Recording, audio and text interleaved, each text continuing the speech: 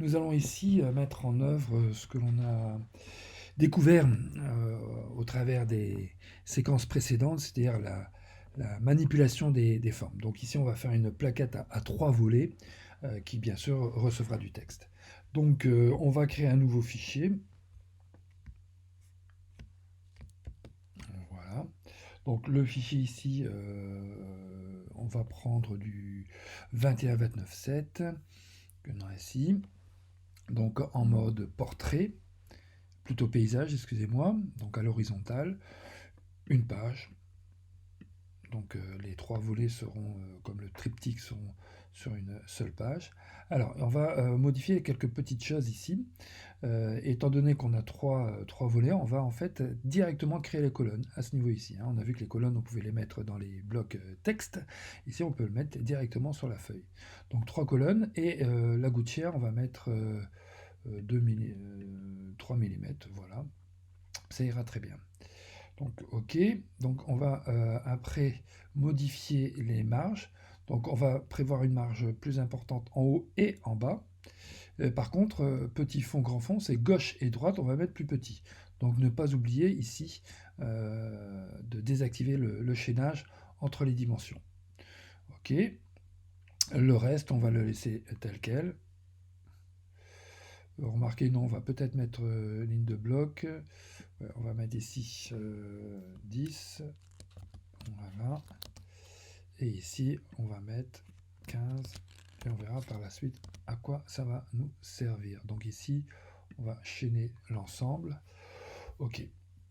Donc on peut démarrer notre travail. Donc je rappelle, format 21-29-7 A4 à l'horizontale, une seule page, 3 colonnes avec des gouttières de 3 mm et marge supérieure inférieure à 15 mm, gauche et droite à 8 mm, et nous avons mis des valeurs dans le fond perdu et les lignes de bloc. OK, on y va. Voilà, hein, les fonds perdus et lignes de bloc, vous voyez, on a des lignes en plus qui sont à l'extérieur du papier. Donc le papier est imprimé, et ce qui est à l'extérieur du papier ne sera pas imprimé, mais pourra servir à l'imprimeur si des indications sont dedans. Ok, donc on retrouve ici nos trois colonnes qui serviront de base, hein, ou de structure, ou de règle, ou de gabarit pour notre triptyque. Alors, il faut commencer la mise en page. Donc je rappelle, voilà, hein, j'ai l'aperçu. On va ici positionner des formes. Donc il faut comprendre qu'on va avoir une forme blanche et une forme bleue. Par-dessus, on aura une image. Donc c'est un peu le principe du verre à moitié plein, à moitié vide.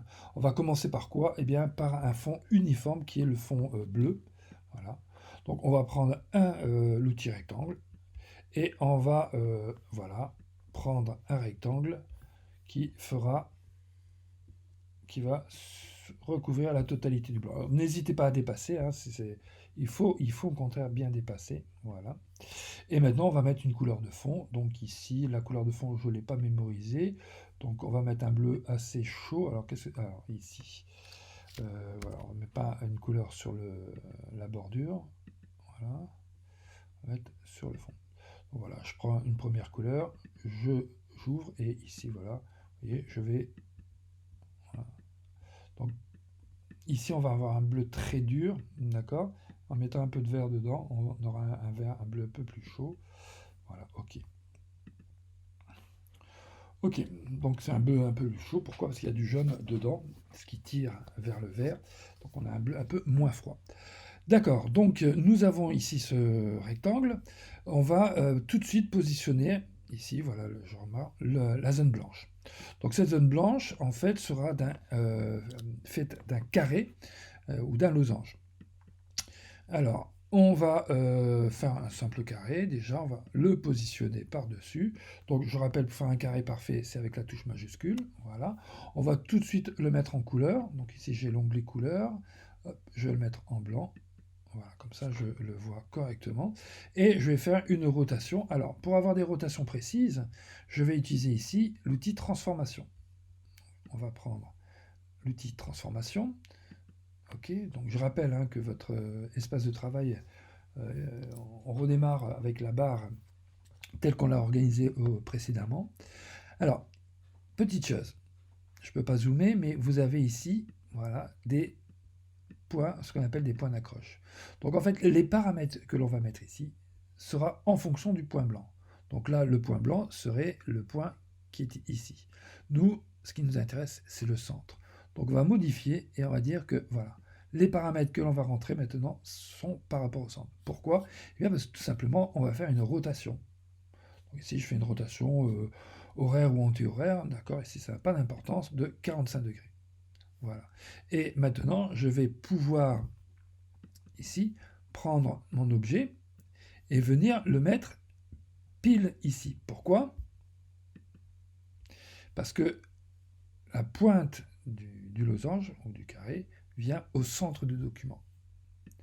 Alors, on va changer ici, regardez bien, le point de référence.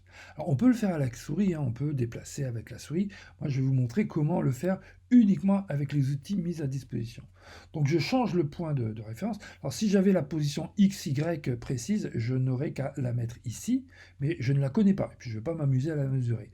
Donc, je vais utiliser un autre outil qui est ici, alignement. Alors, l'alignement, il faut déjà, voilà, par rapport à quoi j'aligne la chose. Donc ici, je vais aligner par rapport à la page. Les marges, ça marcherait, puisque la marge gauche et droite sont les mêmes, et la marge haute et basse sont les mêmes. D'accord? Mais ici, je vais le faire par rapport à la page. Et ce point ici de référence doit venir au centre. Voilà. Alors, il ne vient pas tout à fait au centre, parce que c'est... Alors, je revois, et au centre, excusez-moi, ici. Donc je vérifie mon point de référence. Donc il est celui-là. Donc normalement il devrait... C'est assez comique. Parce que normalement c'est par rapport au point de référence, mais il ne le fait pas. Section, ça m'étonnerait que ça fonctionne. Bon, écoutez, je regarderai plus en détail. C'est pas grave, je vais le déplacer donc bien sûr. Alors vous voyez, je le déplace à la main. En fait, je le déplace avec le clavier, avec la touche de direction. Et pour aller plus vite, avec la touche majuscule, voilà, vous voyez, ça me permet... Voilà. Bon, c'est exactement ça que je veux. Voilà. Donc ici, j'ai le point qui est exactement à cet emplacement. Maintenant, je vais agrandir ma forme, mon losange, de manière à ce qu'il déborde. Et là, il déborde. Alors, n'hésitez pas à prendre du recul. Donc, je prends ici. Voilà. Alors, bien sûr, je vais... Alors, je fais CTRL Z. Je vais prendre un autre point d'accroche. Je vais prendre plutôt celui-là. Voilà, vous voyez. Et je vais, vous voyez, l'agrandir de manière à ce que cela sorte du cadre. Voilà. Donc ici, j'ai mon carré blanc qui est positionné. Je peux faire un aperçu du résultat. Donc ici, aperçu. Voilà ce que cela donne. Donc on va passer à l'étape suivante.